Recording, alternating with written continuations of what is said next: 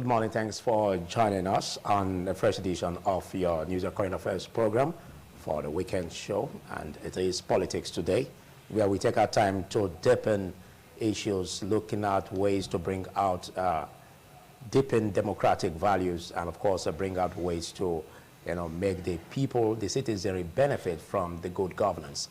And looking at what we have today, the corruption allegations over the previous administration and the need to probe the past administration. There have been issues concerning this, even as the president, finished the Paris summit and visited the predecessor in London, where he's taking a break, taking a rest.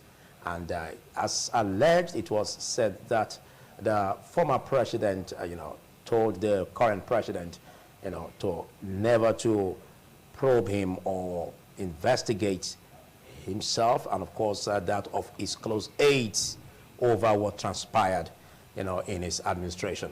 And President Muhammadu Buhari's administration, came with a lot, and the anti-corruption fight that was started by the President Muhammadu Buhari in his administration came with a lot of issues that are still begging, for answers in respect of the questions they have been raised with.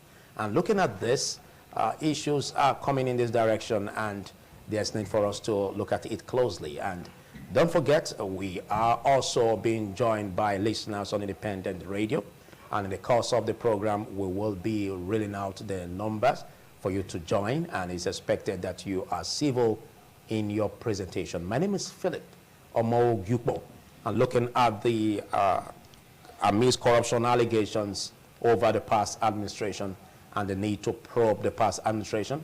Discussing this sensitive topic with me, starting from my extreme left, is a strategy expert, a public affairs analyst, a politician, Dr.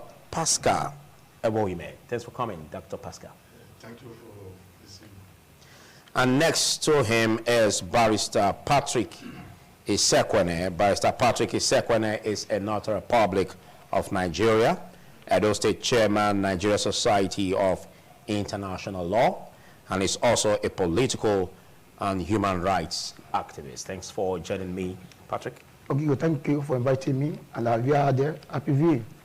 And next to Patrick, just at my immediate left, I have another seasoned erudite legal practitioner and also a political analyst, and he is Daniel Ogbegie. Thank you very much for having me this morning, Philip.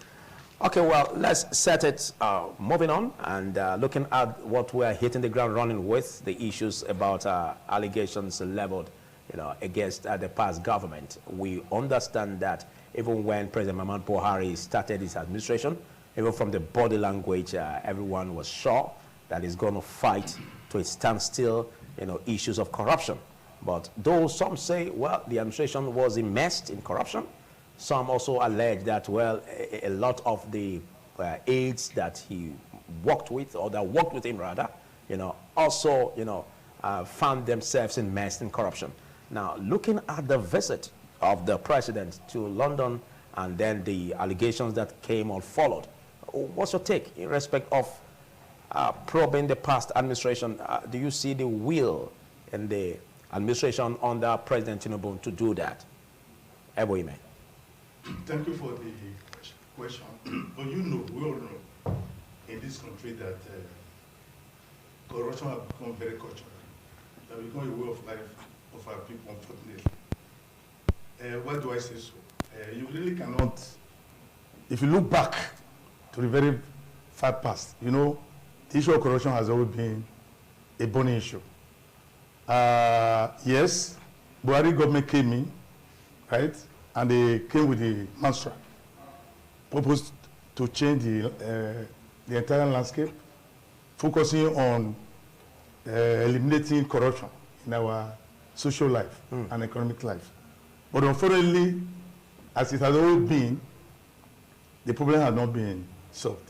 It has remained protracted, and the new government, you are saying it should go and probe past administration. And the first question I will ask, where does it start?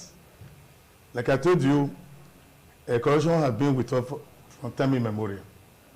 You know, long time ago now, we've been talking about corruption. Now, it is like somebody is bleeding very profusely. And it's almost at the point of death. And you are asking somebody to be looking at the cause of the bleeding. That is not the way to go about it. The way to go about it is to stop the bleeding immediately and see what you can do to ensure that the patient or the person survives. So for me, for this country, Tinubu should not be bothered about, it's not a priority to be probing corruption, the individuals, the actors who perpetrated. You know, you find it everywhere. Like I said, they have become cultural. Right from the, you know, those at the grassroots level to national level, everyone is accused of being corrupt, and so on and so forth. You know, corruption is multidimensional, terms of definition. You know, stealing, bribery, you know, extortion, you know, all sort of practices. So when you look at it broadly, you discover that it has become a cultural phenomenon. So what I'm saying in effect is that Tinubu, as the new president, I've seen how decisive he is, I've seen how courageous he is, and should have sense of urgency in stopping that bleeding, in ensuring that the necessary measures are put in place to ensure that there's no more corruption in Nigeria. But there's a lot to discuss on that. Okay, but it's been argued that if he must show will, you know, to the fact that he can really better a lot in terms of changing the narrative for a paradigm shift in Nigeria, there is need for him to investigate those corruption allegations leveled against the past administration. And if you are saying that he shouldn't prioritize wouldn't it show that he is not having the will, you know, to make corrections in that regard, in order to remove the country from the corrupt tendencies? I will still comment on that. It's not the same thing. What we are saying is this. It's part of the things we must do to serve as a deterrent to others. But it should not be now, because it could be diversionary. Because you need to focus on more strategic issues that have to start today. Okay. And he has started some of them. Right? For instance, he has been very decisive, right, in removing the fuel subsidy. He has been very decisive in, you know, establishing a convergence in terms of foreign exchange and removing the multiple channels of foreign exchange. Within this short time? Yes, within the short time. And he has changed all the service chiefs, which means he has the political will, he's courageous, you know, good qualities of a leader. Okay. And the sense of urgency is there, which is another quality of a good leader. So what I'm saying, rather than focusing on looking for culprits or looking for those who have perpetrated corruption, I said, where does it start? And to focus on that now, it will be diversionary from the overall purpose of governance. Okay, let's look at your drive at this, Barrister Patrick. Now, about 77 trillion naira debt crisis that Nigeria is faced with, you know, and all of these being immersed into this by the past administration of President Muhammadu Buhari. You know, are you concurring with what Dr. Pascal said, or you have a different narrative? No, I have a contrary view.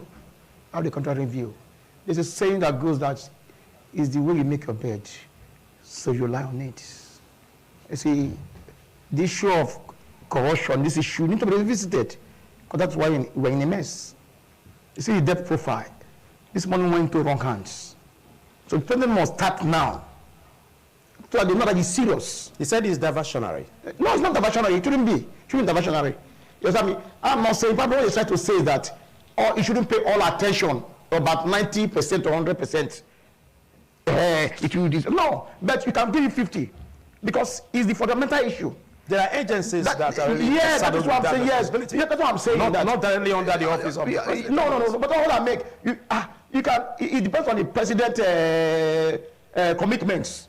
He has posture policies that will make all these agencies sit tight. Body language of the president. That's what I'm saying.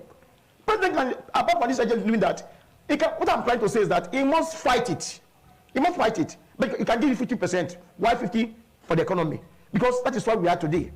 This is corruption. That's why we're in a mess. This issue needs to be visited. So what I'm trying to say is that he can do certain things. That's why the agencies you have can set up other committee to look into issues like various ministry. to know how this fund has been spent. And at the end of the day, that committee will come up with some indictment.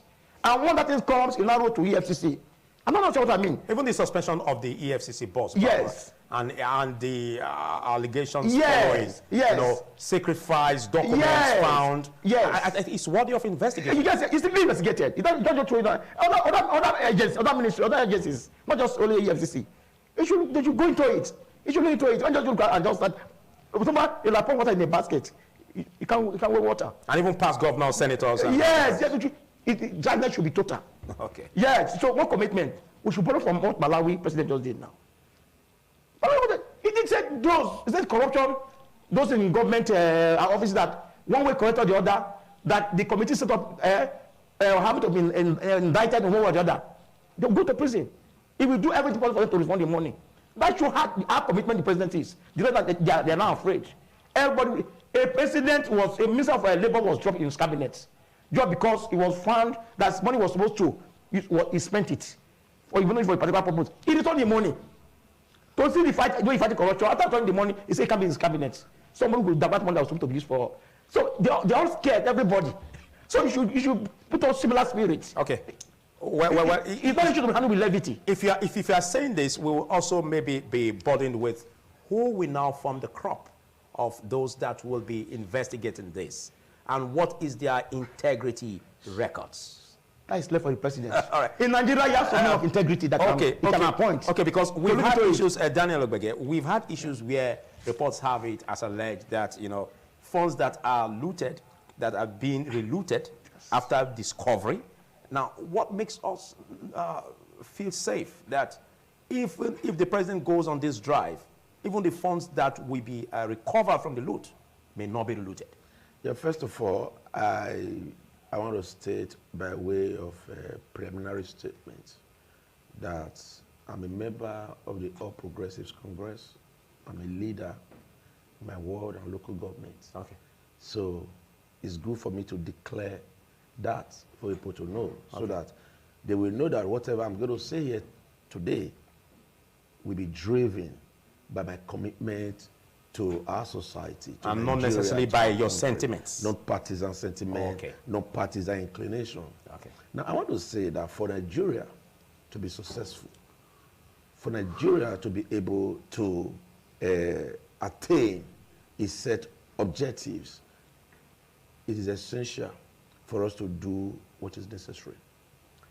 This country has been in very bad shape over the years, but the last 8 years has been most terrible in the history of this country. Under your party? Yes. And if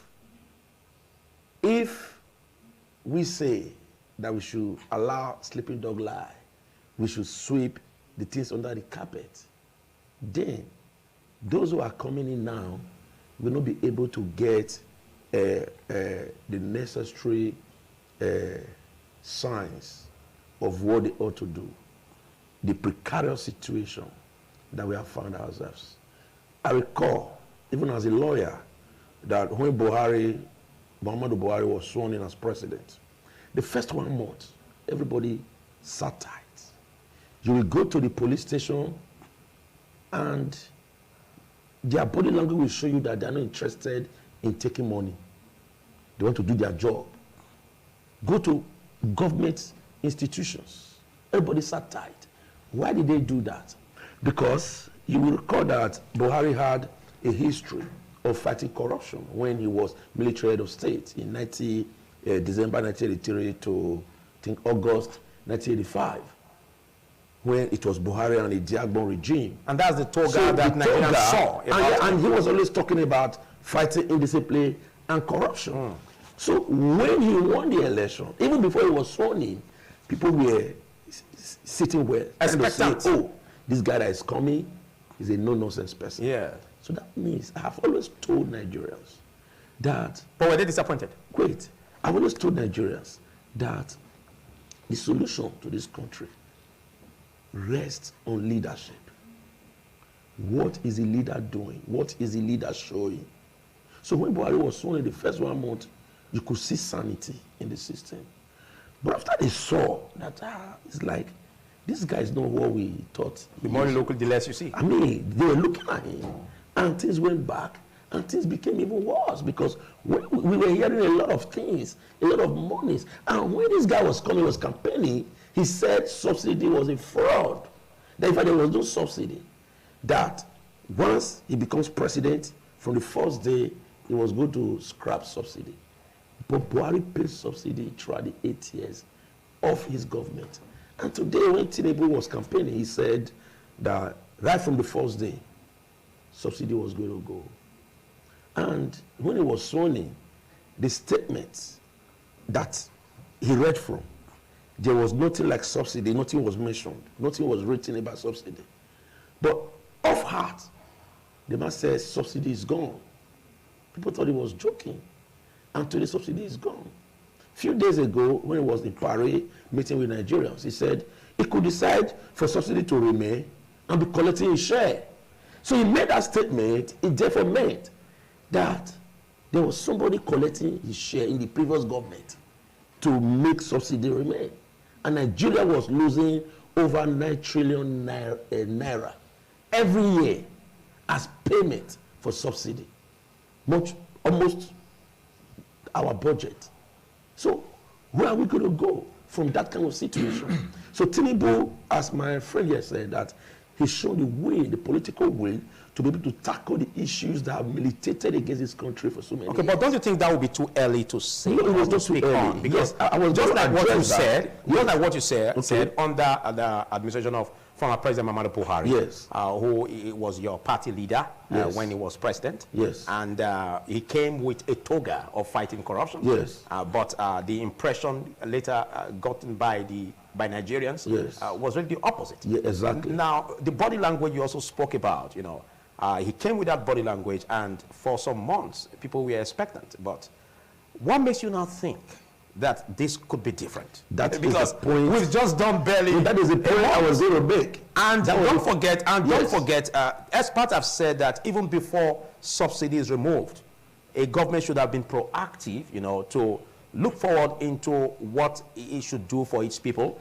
to cushion the effect. Why you celebrating this policy? But don't forget that a lot of people are being antagonized. A lot of people are groaning in pains, you know, over the removal just now. Yeah, Philip, you have asked too many questions at the same time. I just hope that I'm going to be able to address all of them and not miss them. But anyone I miss, kindly remind me so that they could be addressed. Now, why do I think that Tinubu is ready?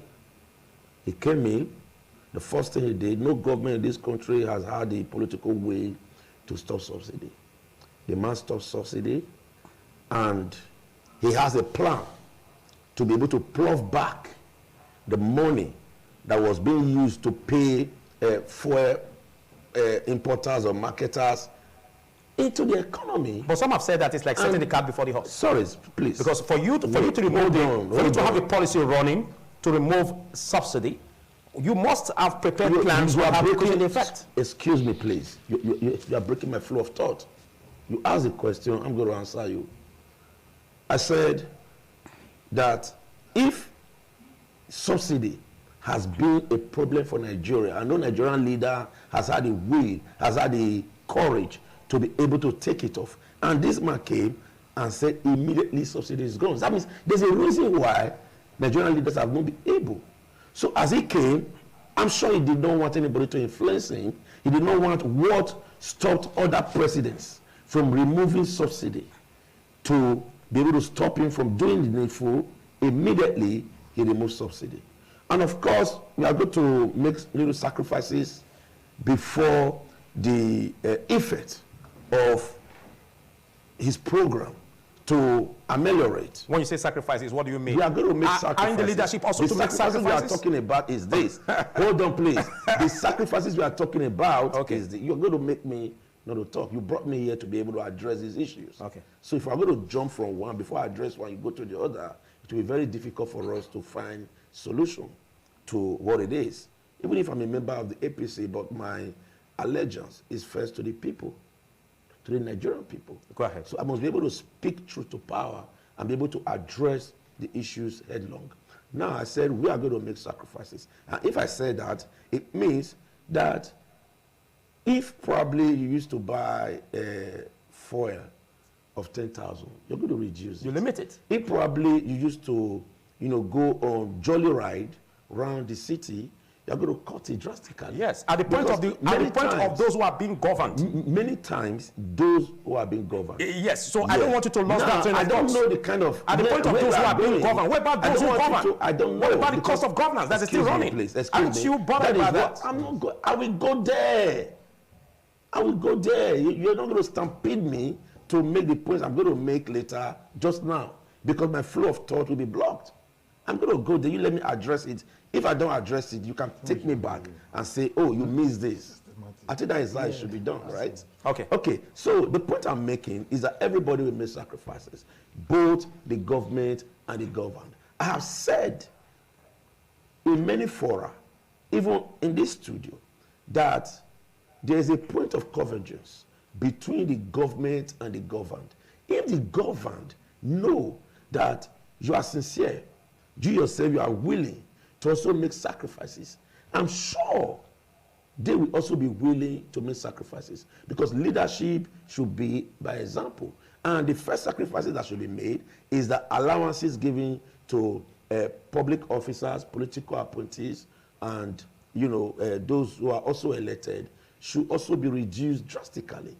And their propensity to live extravagant lifestyle should also be reduced drastically. Because if that is not done, then it is very hard to compel the people to be able to make sacrifices. So, in a nutshell, the point I want to make is that if it will help this country to unravel the mystery of corruption and the things that people have done to put this country on the back burner, then the government should do it. If it means to investigate the activities, the governance of the previous government, not just the previous government, the previous governments dating back to Jonathan, to Yaradua, to Obasanjo, Abacha, and the rest of them, even IBB. Because there are a lot of things that were done. There are a lot of monies that were siphoned. That needs to be looked into, investigated. For me, these monies must be recovered for the use of the greater number of Nigerians. If my own is not to embarrass these people. My own is not for maybe to send them to jail. That is not the point. If we could make recoveries. I mean, we read. I'll come back to you. Journals, I'll come back to you. You have exhausted this. Governor. Yeah, you didn't make me. You didn't allow me. No. You have articulated a point. Because of your interjection. I'll come back to you. You have articulated a point. Now, he just said a lot about the will of the president. Now, I want you to anchor it from that point, because a lot of Nigerians are still having a lot of issues as regards the money spent by the past administration. You are saying that there's no need to visit that. Have you forgotten, even in concerning the petrol subsidy, the $800 million, the loan facility? Are you saying that all of these issues shouldn't be looked into? I don't want to be misunderstood. Get me right. Tinubu, the new president, has been a member of APC, even under Buhari, where the whole subject of fighting corruption became intensified. Where you could argue that he was really not a participant in that process. A key player. But as a member of APC, he could have played an advisory role. But that is not even the issue. The way I see Tinubu, I see him as a leader, right? Who is very courageous or bold, who is highly decisive, who has a sense of urgency. Now, let it be understood, I'm not saying those large-scale corruption perpetrated by people in government, public service, should not be investigated. That's not what I'm saying. Okay. Don't forget that there are institutions already established which should be strengthened to do their job, like EFCC, the other ones I don't even want to mention name. We all know these institutions. Now, Tinubu is aware of all these institutions. And that is why, for instance, the first thing he did was change the leadership of EFCC. And others, I'm sure, is going to change them. Now, what is important, it doesn't need to make noise about we are going to fight corruption. Well, for already, you can see the trajectory. You can see the move of the president, that the right thing must be seen to be done. Okay, but wasn't that move, wasn't that what we saw in the time of the predecessor? Two people could be different. The context might be different. You know, leadership is not about coalition or military dictatorship. That's not meaning of leadership.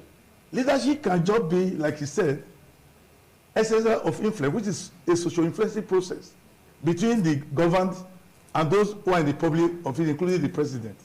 Already you can see from the body language that it's not going to be business as usual.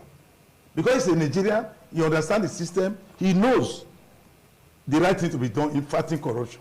He has started well by strengthening the institutions, by changing the service chiefs, because don't forget that the causes of corruption in this country, right?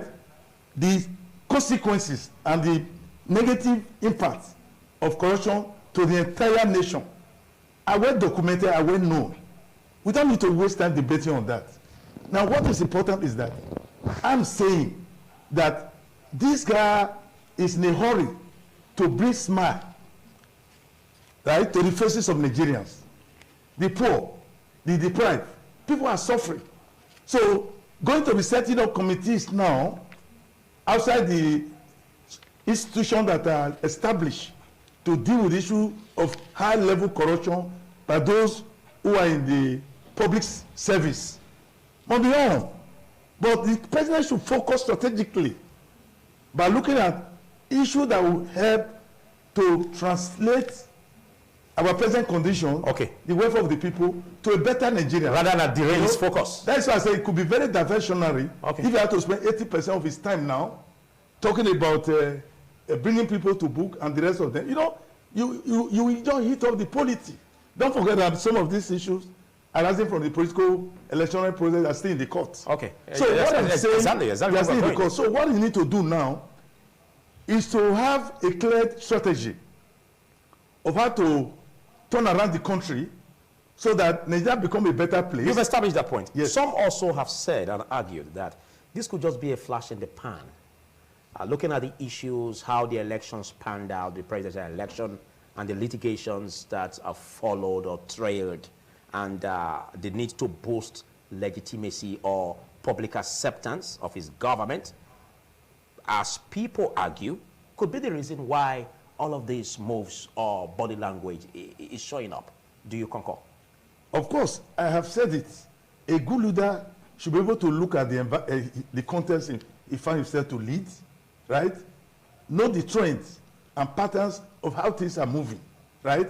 And he should be able to identify where there are threats, there are challenges and problems, and beginning to look at those issues, leveraging on their opportunities, and ensuring he's able to carry everybody along, the National Assembly members, to share his vision, the governors, which he has started with by inviting them, the traditional rulers, and all the key stakeholders of this country who believe in the new Nigeria, bringing them on board to share his vision. So what's the hope that after having this on board, he won't lose fire? You see, the greatest problem we have in Nigeria, I keep on telling people, that nothing to do with measures, policies, plans. We have them. It is the execution in action, the political will to execute some of those plans. And that will include to sanitize the judiciary, getting the right people, to try out all these cases. Otherwise, if you don't have the right people, they don't have the training, they don't have the political will, we'll remain where we are. They don't have the same vision? They don't have the same vision, we'll remain where we are. Because what we need now is a collective responsibility of everyone, particularly the major stakeholders in government, the judiciary, the National Assembly, right, the presidency, and all, even international community who have interest in this country, all working together to say, look, where are we headed? In the next 20, 30 years, what must we do to be able to get to where we have to be so that Nigeria truly become the giant of Africa in terms of improving the welfare of our people? Right now, people are suffering. There's nothing like middle class. Even the so-called the rich people, they are not helping matter because they're supposed to even invest much of the money they have looted from the national treasury in establishing industries, promoting professional sports, developing agriculture. You know the development agenda of the government. I'm sure it will soon be out. Okay. So once that is out, I'm saying you should focus on those things and deliver the dividends of democracy. Okay. But at the same time, the institutions will be strengthened to be investigating some of these causes of large-scale corruption associated with, for instance, you talk about removal of subsidy. You know, there is nothing wrong with subsidy. When you subsidize for the poor, for the underprivileged, right, for the vulnerable, everywhere in the world they do it in agriculture, in food availability. Right. But it is the abuse, the corruption. I'll come back to you. Thank you. That is bad. Thank you. Now let's let the pendulum swing to you, Barrister Patrick.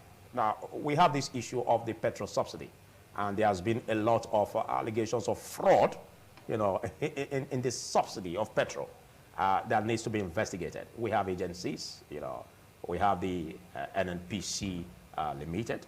What are your thoughts on how to start this drive of investigation, you know, to unravel, you know, the corrupt tendencies in these agencies, and what agencies should the government of President Tinubu start with? You know, initially, my position is clear that you need to revisit the issue of corruption seriously and should be treated with levity. Now, if fuel subsidy, you can see that these people are so powerful. That's why you see the president immediately he made his speech that very day. He says it's gone forever. He's aware that they're not like subsidy. It's not, there's no need to say alternative, palliative. No. He knows that they're not they subsidize. They're just sharing money. So let me stop the sharing of money. That was what you did. They're nothing they subsidize. So there's no urgency, so you need to think about it. No, he knows that this thing does not want, they're not nothing like subsidy. Similarly, a president have been given what the cost in producing our petroleum product, fuel. Let me say that the cost of producing a fuel, a liter costs 80 naira. After all, 80 naira to produce it. The AMIDST is like to save 100 naira. Then to the market, the market is also going to sell 120. But that time we won't buying 190. We're buying. It's even on the high side. Are you subsidizing anything there? What are you subsidize? They don't subsidize anything. Okay, but what's the sincerity about the price we have just now? No, I'm coming, sir. You see, I'm coming, sir. You remember when the president made that statement? This was still halfway they bought at the old price. The next, not to 1 hour, they changed price. Yes, no, what they did. That was a ripple effect of what the president. Yes, but understand what I'm trying to say, that the president knows that the number is subsidy. Which some have already argued that that statement shouldn't have been said at that time. The issue of something is a scam. It's a scam. That's what he did. So that one is past, is gone. So now, you see, nothing is bad. Nothing. You see, it's not bad to start our Nigerian for citizens. Something is good. But this very issue of fear, they don't subsidize anything. Okay. That's why President did that. So what I'm trying to say is that, you see, the cabal are so powerful, the people who involved are so powerful. I've been with you. They've been there. What they did that, if you check the Freedom of Information Bill, whether the part act or pass, NPC was an exception. They removed. You can't go and question them. If you go to the Freedom of Information Bill, they close to us. I don't contact this. No. NPC, these cabal are so powerful. If that level of this thing was just tackle. To keep them suffering us. That's what I said. Till today, the CBN, where those all the money payment, let them have the statement of accounts. Who this money are being paid to? These people. They collect the subsidy money. Okay, nobody. To show this money goes, nothing like subsidizing. That's why the president has to set up committee. He should fight corruption. Okay, now. What you just said now, yes. If the president is to follow this through stricto sensu, yes, sir. It will bring about a lot of cankerworms. Of course, yes. The former president, his close aides, all of them, you know, yes, will be gone for. Of course, yes. Now, do you see, because this is his predecessor, the close aides of the predecessor, and as allegations have it just now, even the visit of the president with the predecessor, the former president, you know, as allegations have it, you know, where statements were being made not to go in that line of investigating the former president and his close aides. Now, the challenge here is how thorough is the government under President Tinubu to go against all odds to carry out the job for the day? I don't think the president have any problem. Don't forget, Tinubu is radicalism is in him. Not today we know Tinubu. That's why I had the political will to stop that subsidy. And don't think because the matter in court to stop him. No, we have to get favorism. If he were to be look at the matter in court, he won't stop subsidy, call the cabal. That is radical in him. I see him going far to probe these people. I think we have the political play attack goes on. What happened when he said the ad hoc committee, they look at all ministries holistically. Then submit the audit but to him. Whoever is indicted, you hand over to EFCC to take over. All those agencies. Okay. No, I'm telling you. Okay, I'll come back to you. They should show some proactive action. I asked that same question to you. You are a politician. Proactiveness. A member of the opposition. And we know what it takes, you know, to fly the ticket of a party, and then you win the election, and then you are sworn in as the president. Will you now go against your predecessor or investigate issues that has to do with his close aides and his administration? Do you see that doggedness in the Tinubu's administration? Well, I think just like myself, my loyalty, allegiance is first to the Nigerian people and to my personality and character. Tinubu has a character, he has a history, he has personality, and I believe that he has had a mindset on being president of Nigeria for a long time, and not just for the sake of it, but to make name for himself. Okay. Tinubu greatly admired Obafemi Awolowo. Okay. He's from that school of thought, greatly admired MK Abiola. He was an associate of MK Abiola, and I think he has the vision, he shares their vision. So the man has come to make a mark in Nigeria. I'm talking about having the personality of fighting corruption. That is what I'm saying. He fighting corruption. To make a mark in Nigeria. And to fight corruption, you don't need to carry a gun and start running around to fight corruption. No. To fight corruption is to block the loopholes in the system where people can easily. And the first thing he has done, the major loophole in Nigeria is this fuel subsidy scam. To stop the bleeding. And after that, there's also the tax reforms that I'm sure he's going to also embark upon to block the leakages in our tax system, to make sure that government tax actually gets to government. And, you know, if you saw his body language right from when he won the election and when he was sworn in, and if you also noticed many of the statements he has made, you will know that the man is set. He knows what to do. He didn't just wake up one day and say he wanted to be president. Many people underrated him because of the propaganda that were unleashed against him during the campaigns, during the election, and even before then. So he was grossly underrated. But some of us knew that the man is set in his ways and he cannot be cajoled. And so you saw what he did by visiting the former president to let him know that, look, these are the things we will do.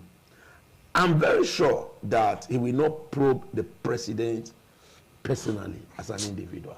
And neither will he probe the close aides. No, that is not true. Because if you probe the close aides, don't probe where's my mouth. If you probe the close aides, you are getting to the president. Because you are going to stop me now that, okay, I've made my point. I've not made my point. So let me make my point, please. Don't make them for me. Now, he's not going to probe the president as an individual, but he will probe activities. And many of the activities in that government cannot directly be linked to the former president. Okay. It was just like when he was chairman of PTF. PTF was a cesspool of corruption. But if you investigated PTF, it would be very hard to get to the president, because this president has a history of working with people or working through people. When he was head of state, you know, he was just there. People would think he was a figurehead, but the person doing most of the job, taking most of the decision, was Tunde Ejagbo. Okay. So you cannot hold him and say, oh, this is what Buhari did. All right. Then when he was PTF chairman, the same thing. And now there were a lot of people that did a lot of things. I'm sure those people will go in for it. But they might not be prosecuted if they are willing to cooperate with government, because right now they might not be prosecuted if they are willing. Yes. Will you call that justice? Will you call that justice? No, that is it's justice. just like saying that it is justice. If you get an armed robber, hold on, please. If he says that in defense of it, he will be prosecuted. Let me finish. I'm a lawyer, right? There are many arms of justice. There are many ways one can get justice. There's retributive justice. There's also justice. There's punitive justice. It is not every justice that is punitive. There's justice that is retributive. If you make restitution, if you make retribution, of course, you can be let go. Maybe the money you took, a huge part of it, or almost everything is taken away from you. Just like what you are saying. You acquire. Just like what you are saying. Just like what you are saying. When people involve in plea bargain. Some have argued that when it comes to the common man, when it comes to the masses, when they steal, they have been punished. The Yahoo boys, wait. But when it comes to government functionaries, they are forgiving of their sins. If they now cross carpet to the ruling party. Now, are you trying to say that corruption can be, eradicated or can be reduced to its barest if we continue in that direction? I have a problem, and I've often said this. Okay. Nigerians have become cynics. The level of cynicism of Nigeria is so high. Now, what are we looking for? Do we want people to go 100 years in jail as they did during Buhari's first coming? Or we want the money they took to be taken so that it can be used to fix public infrastructure? Apart from that, we want the people want them prosecuted. No, that is not the point. And let the full what is more important? There's a position you hold, you can mold public opinion. I want to advise you not to go this route. Nigeria is broke. We need to get out of the fix that we have put ourselves. And what we need is the fund that have been carted away, that have been looted in this country over the years. So if we get opportunity, if we get opportunity to recover all this, they are not forgiving. When there's retributive justice, there's no forgiveness there. The person has been punished. The person will come back to you because we need to place this right. I'm going to make this point. You just made a statement. I'm going to make this point. I'm not speaking for the government. I'm not a member of the government. I'm only saying that, look, the government should have this mindset that what we are looking for is first to block the loopholes of corruption. Secondly, to also recover as much as possible what we can recover to fix public infrastructures, to implement student loans. The current president made an announcement and they said that students will be given grants, loans from September. So that means indigent people will not have to stay out of school. All right, thank you. Thank you, Daniel. To go to school. Thank you, Daniel. Thank you, Daniel. In case you're just watching, it's Politics Today, and we've been discussing on the AMIDST allegations over the previous administration. Should President Tinubu investigate allegations on corruption over the past administration? And I've been discussing with Barrister Patrick Esekwene, and of course also with Barrister Daniel Ogbege and Dr. Pascal Ewohime. And looking at what we have here is the time for you to start throwing your calls at us, and the number will be shown on the screen. And as I get it on the screen, we'll be writing it for our listeners on independent radio so that they can also join. And we always advise that you are civil in your presentation. You will do a lot if you are objective so that you can quickly round off on your point without being interjected or tossing the line. So we expect that you are objective instead of casting aspersions on personalities. And the number is 0807 77 70300. 0807 77 70300. Start pouring your calls at us. Now let's look at what is on the ground, the issues about the need to find a lasting solution, to having people who have integrity working with the president in order to find, one vision being realized. Now, you agree with me that that was what we also had in the time of President Muhammadu Buhari? Now, It's one thing for you to say that, yes, the personality of the former president, was a little bit fair and a little bit free from corrupt tendencies. But what about the crop of the people around him? Can we speak same fashion of the President Tinubu's administration, that the crop of people around him, those who campaigned for him, those who did all they did, will have that integrity to follow through to make sure that, the corrupt tendencies are reduced or brought to its barest? And time will fail me to quickly, give you only that question. Also, let's look at what is involved in, reducing cost of governance. Now, isn't the president supposed to look into that direction? The emoluments, that are being mentioned now, even the common Nigerian doesn't even know how much a federal lawmaker cuts on with every month. You see, like I said earlier on, the issue of corruption in Nigeria is very pervasive. Now, talking about people who are elected, or who were elected, or appointed to public office, whether at the presidency, people around the president, or in the judiciary. Those that will work with the president? The whole country. I mean, various ministries and the rest of them. There's nowhere people don't have had the experience of corruption in all its ramifications. Now, the issue really is not about focusing only on the presidency or its aides or people working in the presidency. Like I said earlier on, leadership by example. The moment the people working around the presidency, like what I see in Tinubu, that is not going to be business as usual, is a man that is courageous, he has the political will, is going to lead by example. All the people working with him will have to look at him, see his body language, see his actions, his policies and programs, and the systems that he put in place. So all the people working around Tinubu, they must be honest, they must be transparent, they must be men of integrity. And these are the virtues, things that we want to see in place, in institutions, around people who are supposed to implement government policies. Now, when there are no loopholes. Okay. I think I have to stop you there quickly while we take this call. Good morning, caller. Tell us your name and where you're calling from. This is Isaac calling from Sapler Road. Isaac? Isaac calling from Isaac. Go ahead, Isaac. From Sapler Road. Isaac, go ahead. I want to salute our analysts there. They have been a very great job. But in my own concern, there's just this word of leadership by example. Leadership by example. In this leadership, this new leadership now, my question is, if you use the word that the people need to suffer, and you are saying leadership by example, it's my own thought.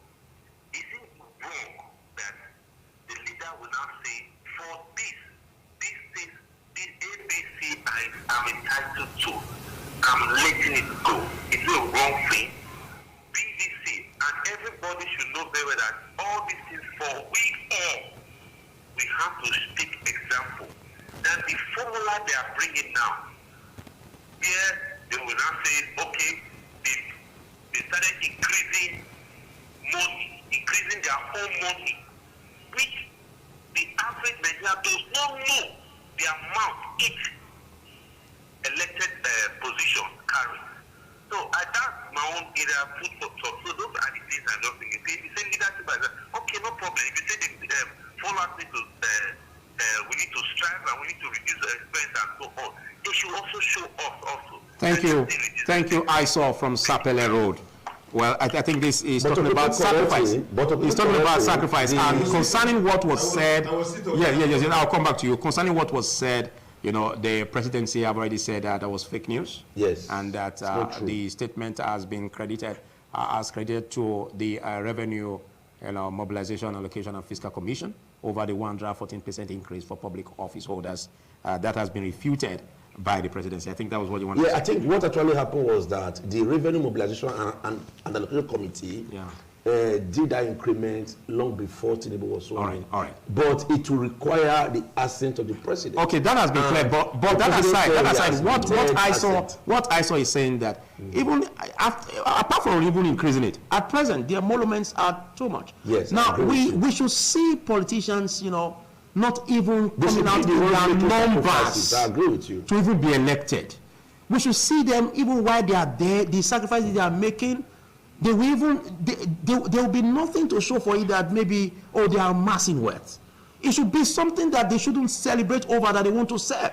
It's a thing of sober reflection. Yes. But when we see politicians, you know, spend all they have, sell their business, their businesses, you know, close their real estate, you know, just to make sure that they are fed in as government functionaries, it gives an impression that they are going there, you know, for political business.